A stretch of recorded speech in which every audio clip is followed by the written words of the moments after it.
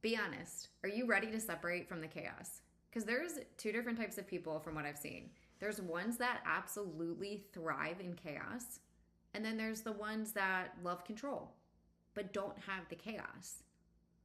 So most wholesalers and investors I talk to that want to scale from 2 to 3 deals a month to 10 plus deals are stuck. But why? Normally it's because they're still stuck in the weeds, managing literally every single fire that pops up on their transactions.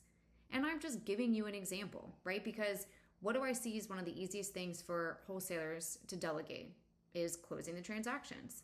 Because those problems, those weeds that they're in, take up a substantial amount of time. Here's the thing. I just worked a file, right? I just had a closing, and two basic problems that probably come up on a majority of everyone else's transactions. Seller had surprise arrears and the buyer was dragging their feet on earnest money deposit.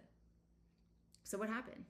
Well, instead of my client chasing the calls and sending the emails, they got to stay focused on finding the next deal. They weren't chasing the seller to get an authorization to then figure out from the mortgage company, where do we send this payoff or this authorization, to then be able to get permission to speak on behalf of the seller, to then call the person to get the payoff, to continuously follow up with them to get that payoff. No, they didn't do any of that. They weren't calling and texting and emailing the buyer to say, hey, have you gotten the earnest money deposit in? Hey, have you gotten the earnest money deposit in? Hey, I'm just checking in one more time. Have you got the earnest money deposit in? No, they weren't dealing with any of that. They got to stay focused on finding the next deal. Why? Because I handled it. They had control without the chaos. So if you're serious about scaling, then ask yourself, are you really growing your business if you're still babysitting your closings?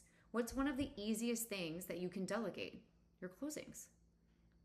Is it time to delegate that chaos so that you can keep an eye on the front end of your business?